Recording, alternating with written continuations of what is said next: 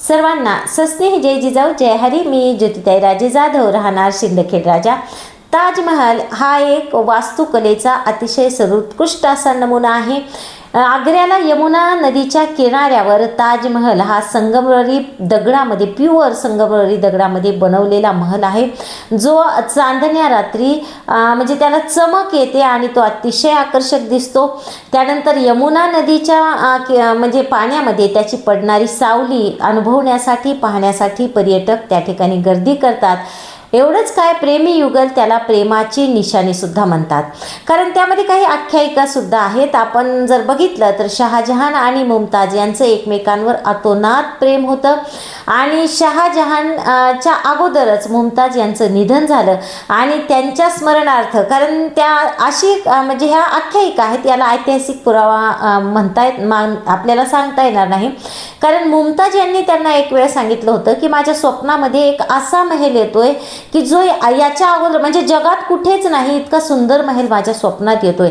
पण त्यानंतर मात्र काही दिवसातच मुमताज यांचं निधन झालं आणि मग तसाच महल बनवायचा असं शहाजहान यांनी ठरवलं आणि जगात कुठेच नसेल इतका सुंदर महल मला बनवायचा आहे असं त्या ठिकाणी त्यांनी ठरवलं आणि मग ताजमहलची निर्मिती झाली। त्यानंतर इतिहासात अशी काही ठिकाणी नोंद आहे की एवढा खर्च, प्रचंड खर्च त्या ठिकाणी शहाजहान यांनी त्या ठिकाणी लावला आणि त्या विरहामध्ये ते म्हणजे पत्नीच्या विरहामध्ये ते इतके व्याकुळ झाले की त्यानंतर त्यांनी कुठल्याही लढाईत, कुठल्याही म्हणजे ज्याला आपण म्हणू कर्तबगारी दाखवली नाही, कारण त्यांना तो विरह सहन झाला नाही। त्यांच्या डोक्यामध्ये फक्त एक होतं की आपल्याला असा महल बनवायचा आहे की जो जगात कुठेच नाही आणि त्या म्हणजे त्या नादामध्ये, त्या बनवण्याच्या धुंदीमध्ये त्यांनी सरकारी तिजोरी पूर्णपणे खाली केली, पण तो महल बनवला। त्यानंतर अशी ही एक आख्यायिका सांगितली जाते की जेव्हा तो बनून तयार झाला त्यावेळी शहाजहान यांना प्रचंड आनंद झाला, पण अशी पुन्हा कलाकृती त्या कारागिराने बनवू नये यासाठी त्यांनी त्या कारागिराचे हात कापले, अशी ही एक आख्यायिका सांगितली जाते। तर ह्या सगळ्या आख्यायिका आहेत, याला कुठलीही म्हणजे आपण म्हणू ऐतिहासिक असा पुरावा आपल्याला देता येणार नाही, पण ताजमहल ही एक अतिशय सुंदर कलाकृती आहे, एवढं मात्र निश्चित। जागतिक आश्चर्यामध्ये त्याचा समावेश आहे, ते एक जागतिक आश्चर्य आहे, हे आपल्या सर्वांसाठी खूप मोठं म्हणजे कौतुकाची गोष्ट आहे, अभिमानाची गोष्ट आहे।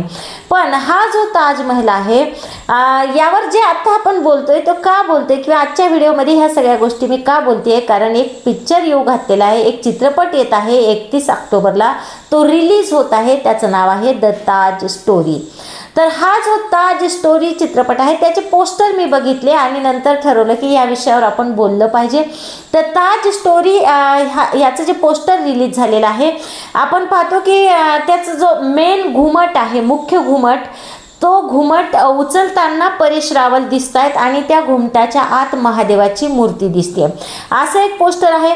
त्यानंतर दुसरं पोस्टर असं आहे की ताजमहल जिथे आपण पाहतो की त्याची सावली यमुना नदीमध्ये पडताना दाखवलं जातं, तर त्या या साईडला ताजमहल आहे पण पडलेली सावली ही महादेवाची पिंड दाखवलेली आहे, म्हणजे असे ते पोस्टर रिलीज झालेले आहेत। तर बंधू भगिनींनो, हा जो चित्रपट आहे तो एका नव्या वादाला त्यातून सुरुवात होऊ शकते, आपलं जे सामाजिक ऐक्य आहे ते यातून बिघडू शकतं, कारण आपण पाहतो ह्या सगळ्या गोष्टी ज्या आहेत त्या करण्याची काहीच गरज नाही आहे, पण अशा पद्धतीने कुठेतरी हे जे सामाजिक सलोखा आहे तो बिघडवण्याचं काम अशा रीतीने केलं जात आहे असं मला वाटतंय।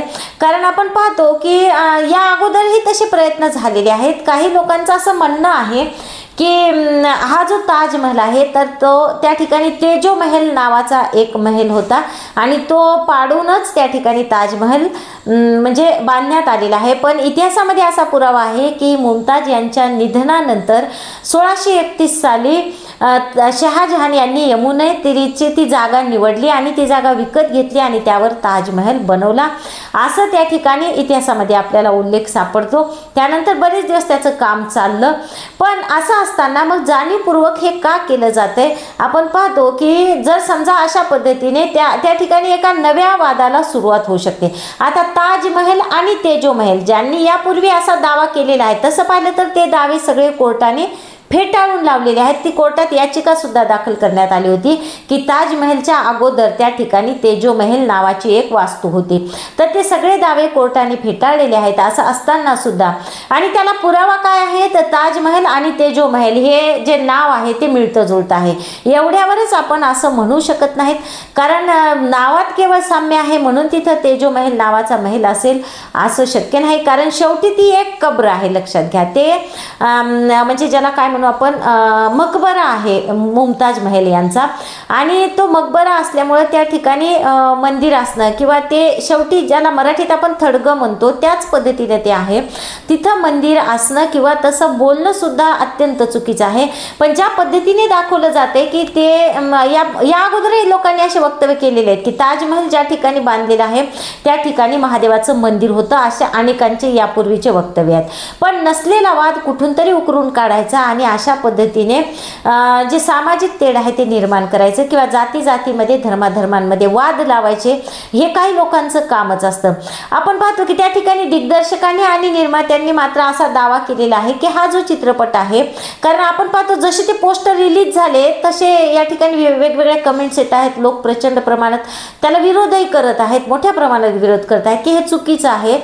पण मग तुम्ही कुठल्या निर्मात्याचं असं म्हणणं आहे किंवा तुम्ही हा जो चित्रपट आहे तो पूर्णपणे ऐतिहासिक सत्यांवर आधारित आहे, त्यामुळे तुम्ही अगोदर चित्रपट न बघता तुमचं स्वतःचं मत या ठिकाणी निर्माण करू नका. तुम्ही अगोदर चित्रपट बघा आणि त्यानंतरच तुमची स्वतःचं मत त्यावरचं ठरवा.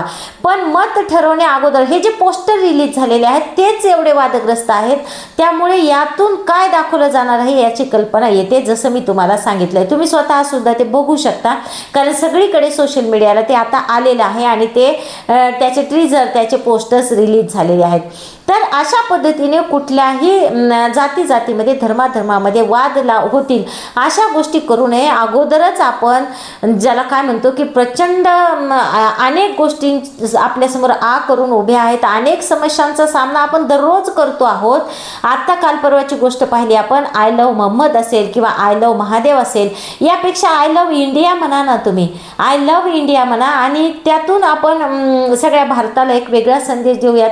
या भारतात बंधुभाव नित्य वसू दे, दे वरचे असा दे, असं राष्ट्रसंत तुकडोजी महाराज म्हणले होते की काहीतरी देवा अशी गोष्ट दे की या भारतामध्ये बंधुभाव नित्य वसू दे. तुझा असा आशीर्वाद आम्हाला दे की आमच्यामध्ये एकता राहो, राष्ट्रीय एकात्मता टिकून राहो. राष्ट्रसंत तुकडोजी महाराज यांचं हे भजन आहे की या भारतात बंधुभाव नित्य वसू दे. मग या बंधुता, राष्ट्रीय एकात्मता हे सगळे मूल्य आपण जपले पाहिजे. या पद्धतीने जर काही लोक ते करत असतील तर त्याला आपण त्याच पद्धतीने, म्हणजे जर त्यांनी अशा पद्धतीचा चित्रपट आणला असेल आणि त्यांचं म्हणणं आहे की त्याला ऐतिहासिक आधार आहे, तर आपण सुद्धा आपल्या पुरावे त्या पद्धतीनं देणं आवश्यक आहे आणि त्याच पद्धतीनं त्याचा निषेध करूयात. पण कुठल्याही ज्याला आपण म्हणू विध्वंसक कृती आपण करू नयेत. आपण सर्वजण या गोष्टीला निश्चितच बांधील राहूयात की सामाजिक एकता या ठिकाणी टिकून राहील. आणि आता बघूच, या 31 ऑक्टोबर काही लांब नाही, त्यानंतर त्या चित्रपटामध्ये काय आहे, पण त्याला कायदेशीररित्या, संविधानिकरित्या आपण विरोध करू शकतो, एवढं मात्र लक्षात ठेवा. या ठिकाणी थांबूयात. धन्यवाद. जय जिजाऊ, जय शिवराय.